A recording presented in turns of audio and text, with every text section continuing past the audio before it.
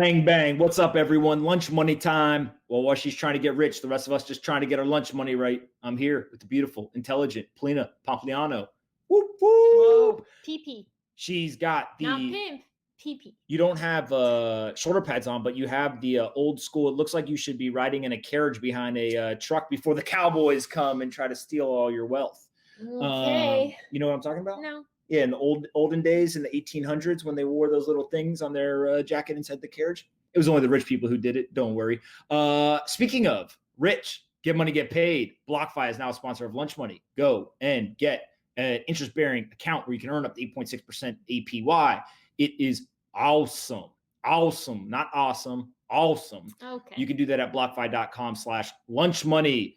I'm an investor and a very, very happy user. Every first Monday of the month, you just get money deposited from the interest payments. It's so cool. You open your email, bam, more money. Awesome. Let's do it. BlockFi.com/lunchmoney.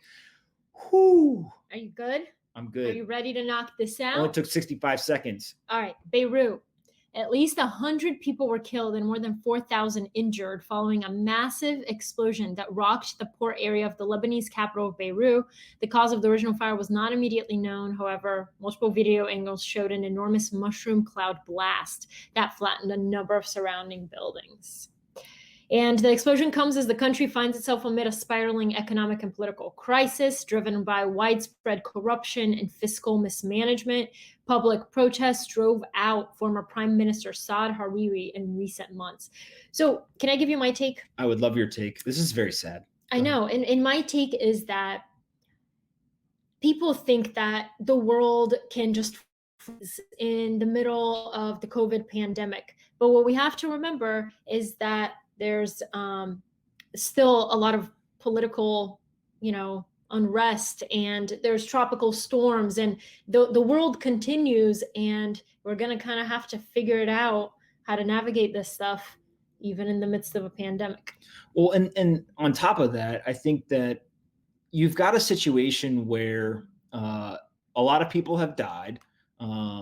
There's thousands injured. So just that alone, I don't care what the cause is.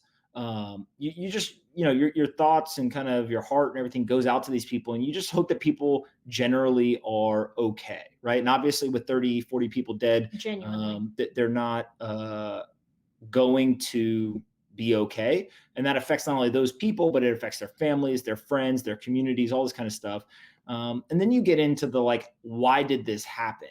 And I've seen everything from more of the hey, was this an attack types talk track to, oh, this was just a fireworks facility. I have no clue what happened. There seems to be multiple explosions, which is a little bit weird. And so what you really just go back to is we're all human. We're all going to die one day. And while we're here on Earth, we should spend as much time as possible peacefully. And if we can't do that, then that's just really sad. And so, regardless of what's happened here, I think that this is just a reminder that, as Polina said, the world keeps spinning, but also the world's better off when we all get along rather than fight. So, yeah, I hate this stuff, man. All right, what's up with the Isaias? So Isaias is the name of the tropical storm that's whipping up eastern U.S. You know why it's so bad? What's because it's mad that it's got a dumb name. It's like, oh, y'all want to name me Isaias? All right, I'm coming. Well, another sad piece of news, at least 6 people were killed as the tropical storm spawned tornadoes and dumped rain Tuesday. There's a number of floods, fires, people are without power. And yeah, it's Isaias sustained top winds of up to 65 miles per hour, more than 18 hours after coming ashore, and it's still going. So, and I read a newsletter today. Fortune's CEO wrote. He said, "Yeah, so it's interesting because how do you practice social distancing as you evacuate people? It's just all these things that we have to think about." Yeah. The only thing I will caveat with is we had tens of thousands of people in the street protesting, and they're claiming that it had nothing to do with contributing to the rise in coronavirus cases. And supposedly what they're saying is, oh, people had masks on and they were outside. So if you're evacuating, right, you're likely to be outside if you have a mask on. Well, And not if you're necess- not outside, then you're probably in a car, but you're not, it's not like you're in a car with, 50 other people. It's probably your family that you were in your house with.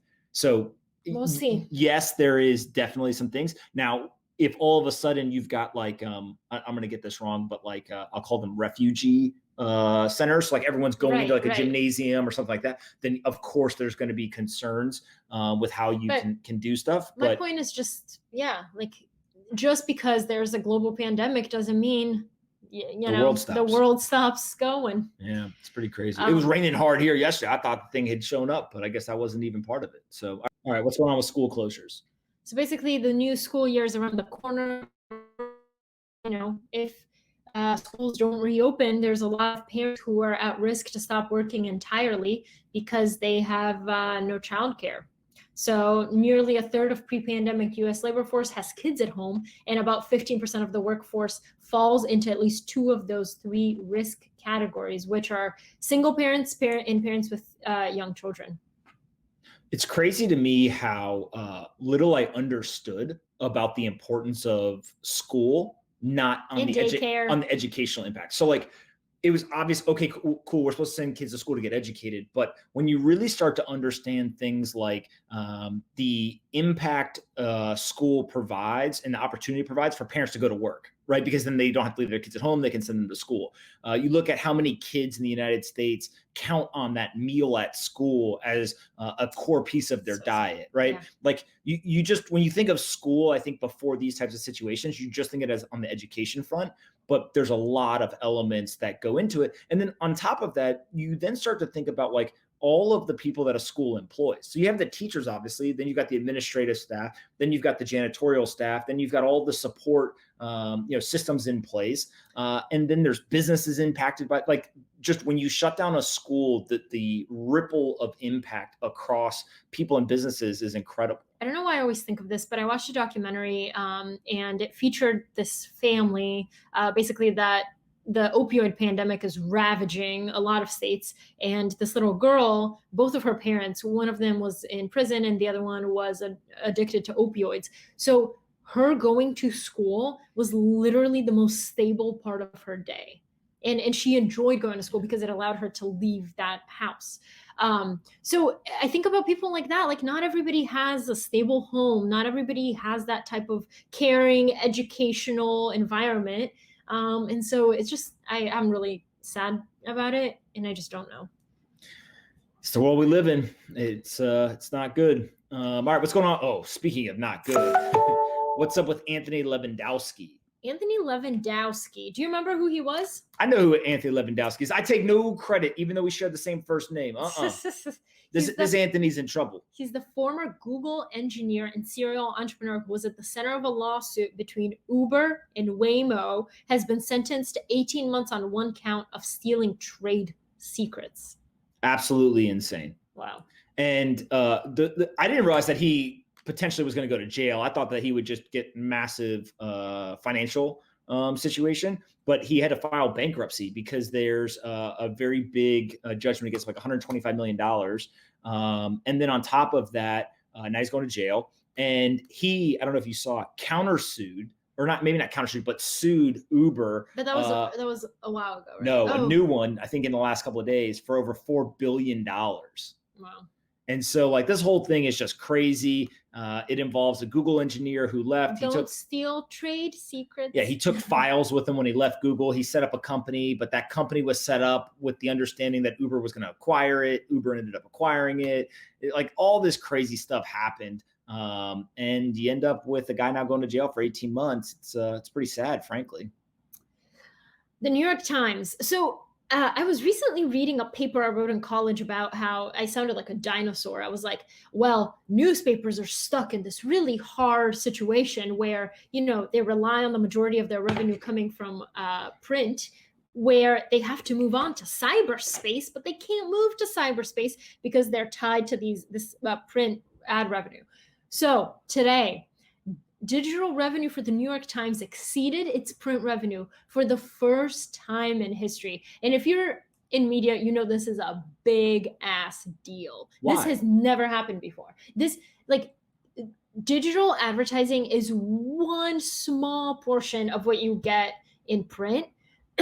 But their subscription revenue has been really strong. So yeah, but the Times total revenue decreased by 7.5% to $403 million. So they're actually down on the year. And the ad revenue to fall between 50 and 55%. Or I'm sorry, the ad revenue fell between 50 and 55% because there's lower demand. And on top of that, or I'm sorry, advertising revenue was the hardest hit, falling by 43%, which they thought was going to be 50, 55%. So it was better than they thought, but they still fell 43%. And so the revenue ended up falling 7.5%. The craziest part to me is not that digital revenue now surpasses other revenue. It's the fact that why hadn't this happened 5 years ago? Because the internet's been around forever. I know. Yeah, that's crazy to me. Like coming from the internet's perspective of the world, the fact that people are still advertising in newspapers. Well, the fact that I wrote that paper in 2010. And so they expect the third quarter revenue, the ad revenue at the Q3 to decline about 35 to 40% compared to a year ago. It's just, they're going to get decimated if you're still an ad-based business, especially if people are just paying for the newspapers. Especially. But I know, it's just they're stuck in a hard place because this is, I mean, literally newspapers should have done this back in 2010 when I wrote my paper. But the problem is they were tied to that revenue and they couldn't get out. So now it's like, this is the time. If you can't get online, if you can't figure out subscriptions, paywalls, whatever you have to do. If you can't figure how to make money online, you're screwed. So I feel like everything we're talking about today is sad. All right, what's up with Wakaresaseya? Is that how you pronounce it? I don't know, but Wakaresaseya. Okay, so this is crazy. Are you ready? Is that how you pronounce it? Wakaresaseya. So this is happening in Japan. Basically, if you want a divorce, there are these agents. You know how here in America, you hire a private investigator to find out if somebody's cheating? But there, if you want a divorce, you have to be able to show proof and evidence and photos, and you have to be able to kind of have both people agree. It's really hard if one person doesn't want to get divorced. So they hire someone to go seduce the partner and have them fall in love, so then they can take pictures and show the court, look, like she's fallen in love with another man, I gotta get divorced. And it avoids confrontation. Yo, I'm down for a Wakaresaseya or whatever this is. That's funny as hell. So are you kidding me? It's a crazy big this industry. Is a real thing? It's a huge industry. And so basically it helps you avoid confrontation. It's a way in the short term of resolving a difficult situation without conflict. And your wife is much more likely to agree to a divorce if she's in love with someone else and wants to move on. The fees range from like 3,000 pounds to 145,000 pounds. Can you imagine hitting somebody with, hey man, all right, I need you to go seduce my wife, and I'm gonna pay you thousands of dollars or hundreds of thousands of dollars, and then I'm gonna turn around and in the divorce give her 50% too. I was like, man, that's an expensive ass decision there, dude. Well, but it makes it easier to get divorced, especially when one spouse won't agree. But if they're in love with someone else, imagine finding out that person's a licensed Wakaresaseya. Well, what happens when they realize that they're catfished? They were like, oh, I thought I was in love. I got divorced. And then this guy's like, oh, sorry. My term here is up. My contract is up. So I'm going to see you later. And so because do you think that they have sex with the... Okay, we don't have to get into all that. That's a legitimate question. Is that part of the contract? Hold on. But because there was a situation early on with a Wakaresaseya who really fell in love with the person they were supposed to only be seducing, but then something happened and he killed her. So now... I know, it's just a crazy story. So now you have to be licensed and you have to prove that you're a professional and all that. It's a very legitimized now. So you're a professional scumbag. Got it. No. Would you ever pay somebody to seduce me? Nah. Would you pay someone to seduce me? No. Yeah. People probably would do it for free. All right. Okay. So are you ready for my joke? Yeah, what joke you got for me? I'm still thinking about if somebody would seduce me for free. Go ahead. What you gonna do for free? Uh-oh, I'm in trouble. All right, go. Just tell the joke. We're about to have such a long conversation after this. Go see my Wakaresaseya. Cancel all your meetings. Okay. What do you call an argument between two electric companies? A lightning rod. A power struggle. I mean, that's a clever one. It's not funny, but it's clever. I thought it was really funny. You thought it was so funny that it caused you to go to sleep. Okay, guys, that's it for Lunch Money today. Don't forget, Polina comes from the 1860s in her little carriage riding down the street looking for... Oh, you mean my little poof? Yeah, that's what I was talking about. Oh, I didn't even see that. Okay. That would be like me putting on a shirt and being like, oh, I didn't realize I had a sleeve right here. That's part of your sleeve. That's it. I'm calling a Wakaresaseya. Hey, if you're a legit one, hit me up. I'll meet you at the supermarket. All right, that's it for Lunch Money today. While Wall Street's trying to get rich, the rest of us trying to get our lunch money right. Polina, hopefully will let me live another day to see you guys tomorrow. See ya. We'll see. Bang, bang. Hope you guys enjoyed this episode of Lunch Money as much as we did. And don't forget, Lunch Money is now sponsored by BlockFi, so go check them out. There's a link in the description that you can click on. I'm an investor, a user, and a huge fan. What? You're a bigger fan of BlockFi than you are of me? BlockFi is my second favorite thing in the world behind Polina. They've got 3 products. They can give you a US dollar loan. You can earn up to 8.6% interest on an interest-bearing account, or you can buy and sell cryptocurrencies on their crypto exchange. I personally use the interest-bearing account. There's not very many places where you'll find up to 8.6% interest on a deposit in an interest-bearing account. Go do your own research. There's risk associated, but 8.6% is pretty compelling. So click on the link in the description, say thanks to the folks at BlockFi, subscribe to our channel, like the video, annoy Polina in the comments, and we'll see you guys tomorrow. And be kind to your friends.